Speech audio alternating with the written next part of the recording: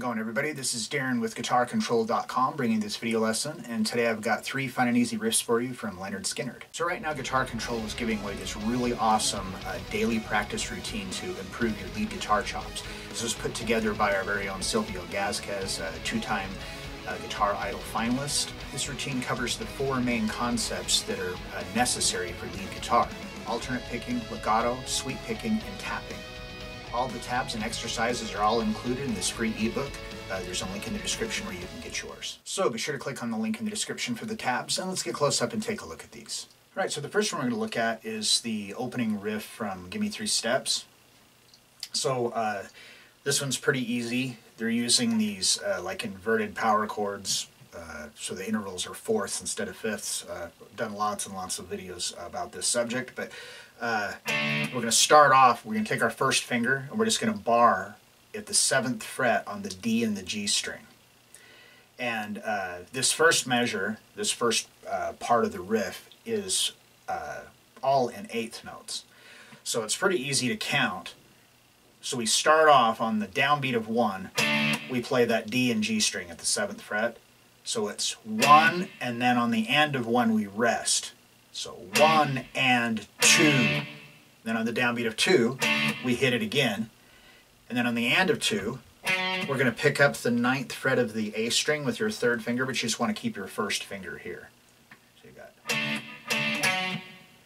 Then for beat 3, we go back to this this D5 over A here, the 7th fret on the D and the G string, and we hit 3 and then on the downbeat of 4, 9th fret of the A string, and then back to that chord again. So that's our first measure.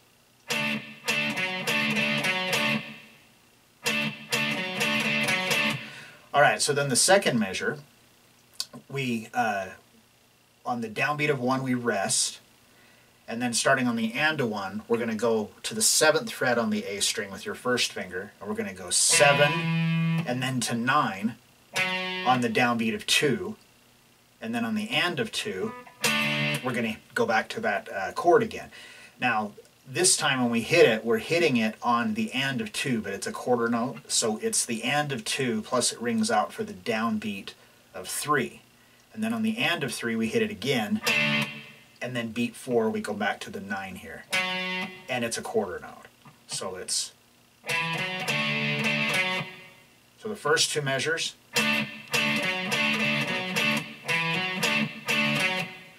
Then, simply, so that's the first 2 measures, and the whole riff is 4 measures long, and then it just repeats. So all we're going to do here is we're going to play the exact same thing, but we're going to move it. So instead of being based from the 7th to the 9th fret, we're going to move it down so it's the 2nd to the 4th fret. Now we're going to do the exact same timing. We're going to play it the same way we did, we're just down here. So now...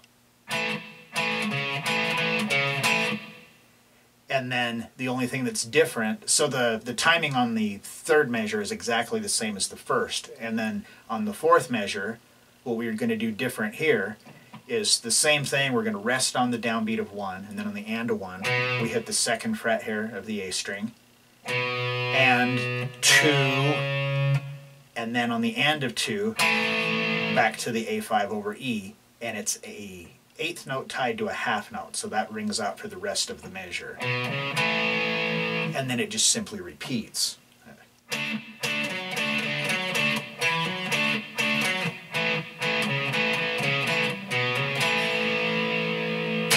Alright, next one we're going to look at is What's Your Name? Riff from What's Your Name on the intro. This is probably the hardest one out of all of this, because it's got a combination of regular 5th power chords and the inverted ones, these fourths, and it's also got a like a shuffle pattern like that you've maybe done in the past. So this one starts off, even though when you're looking at the tab, it shows we rest on beats 1 and 2, and then on the downbeat of 3, it's showing the 5th fret of the D and the G string.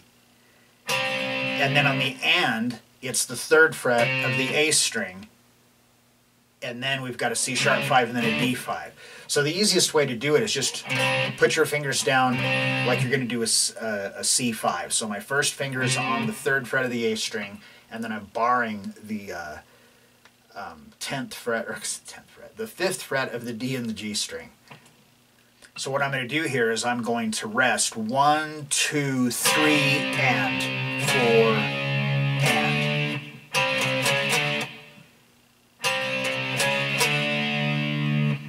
So that's the very first measure. 1, 2, 3, and 4, and. Now when we hit that D5 on the, and I'm just moving that, so I'm just moving that C5 chord up chromatically. So I'm on 3 and 5 for C5, and then C sharp 5 it's 4 and 6, D5 it's 5 and 7. So when we hit this D5 on the and of 4, it's tied to the downbeat of 1 of the second measure, and then starting on the and of 1, we're going to do this shuffle thing. So we've got that ringing, then we hit the A string on the and of 1, and now we're going to take our pinky and reach up and grab the 9th fret on the D string, but we're still keeping the 5th fret of the A string here. This is the shuffle thing I was talking about. So we've got, and then back to 7. So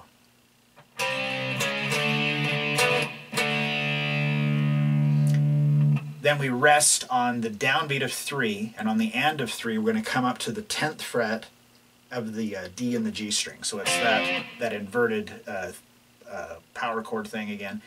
And we're going to hit that and slide to the 9th fret, and that's going to be like and 4, whoops, 10 slide to 9, and that's, so we rest on the downbeat of 3. 3 and 4 and. So on the and, or the and of 4, we're barring the 7th fret of the D string. So we've got, and we hit that on the and of 4, and it's tied to beat number 1 of the third measure, which is a quarter note. So that rings out, and then on the downbeat of 2, we strum it again, 2, and then on the and of 2, we come back here to the 9th fret of the A string. So this part is kind of similar to the last riff.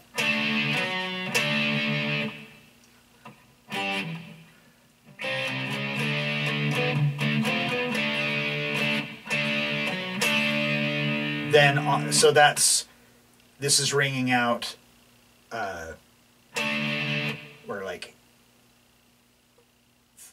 and 4, and 1, 2, and 3, and. Then on the and of 3, we hit the open low E string, and the downbeat of 4, we've got an F sharp 5. So it's the 2nd fret here on the low E string and the 4th fret on the A string. And then we move that up a half step to G5 on the and of 4. So that's our first 3 measures. So this is not only the most difficult riff of these 3, but it's the longest as well.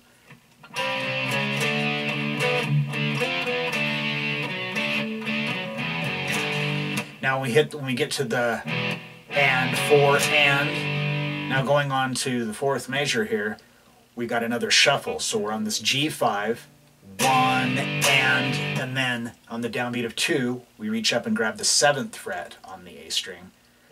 2, take it back off, so it goes back to 5 for and. So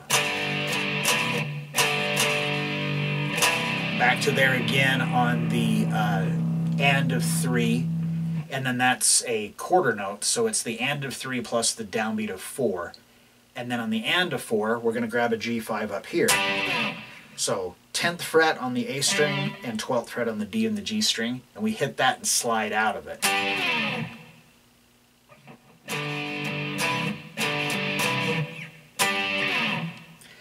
Then the very last measure here, the 5th measure, to wrap this up, we rest on the downbeat of 1, and then on the and of 1, where you got this A5 over E again, so we're just barring the 2nd fret of the D and the G string. The downbeat of 2, we come up to the 5th fret. Then on the and of 2, we slide to 4. So 1 and 2 and. Downbeat of 3, we're back to the A5 over E. The and of 3, we're going to go to the 3rd fret of the A string with your 2nd finger, and then to the 4th fret with your 3rd finger on the downbeat of 4, and then the and of 4, A5.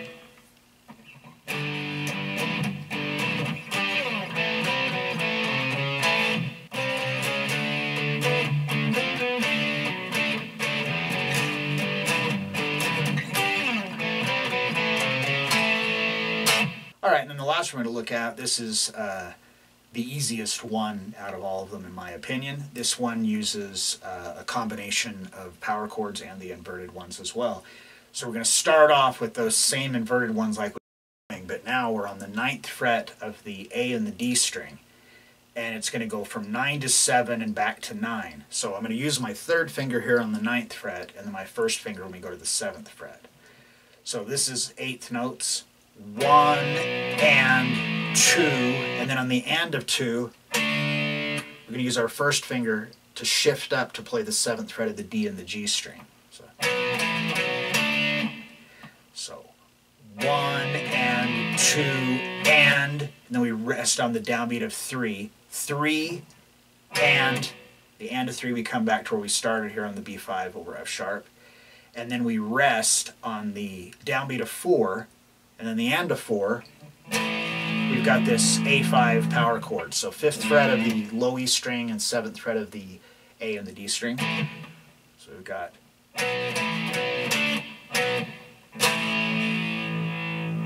So that we hit that on the and of 4, but then it's tied to the first beat. Well, it's actually the 1st and the 2nd beat because it's tied to a half note. So it takes care of beats 1 and 2 of the 2nd measure. So you want to throw some vibrato on there.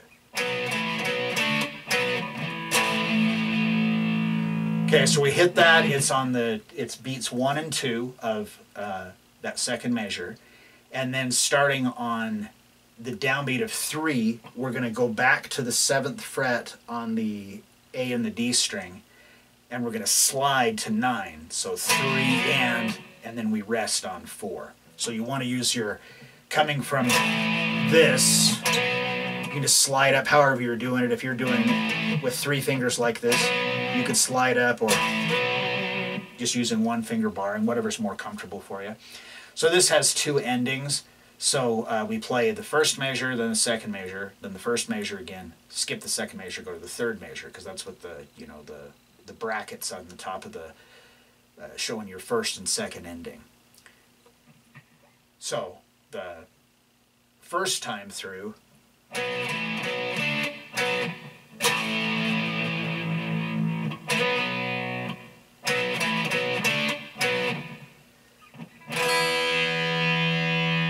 we're going to hit this big E5. So it's the open low E string, 7th fret of the A string with your 1st finger, and then the 9th fret of the D string with your 3rd finger, 9th fret of the G string with your 3rd finger, and the B and high E strings are open.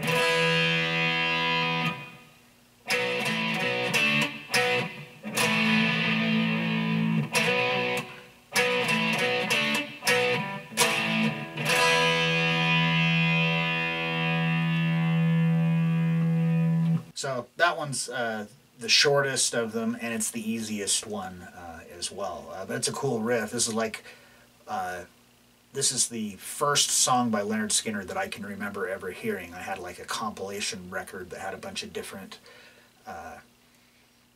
songs.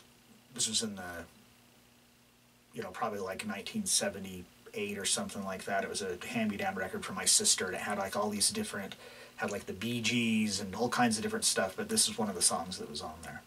Alright, so there you have it, 3 fun, not too terribly difficult riffs to play from Lynyrd Skynyrd. So if you like this lesson, be sure to give me a thumbs up and leave a comment down below if you have any questions about this or other guitar-related topics. If you have not already done so, please subscribe to the channel and hit that notification bell so you don't miss any of the content that we upload throughout the week. Well, that is all I have for you today. Thanks for watching, and have a great day.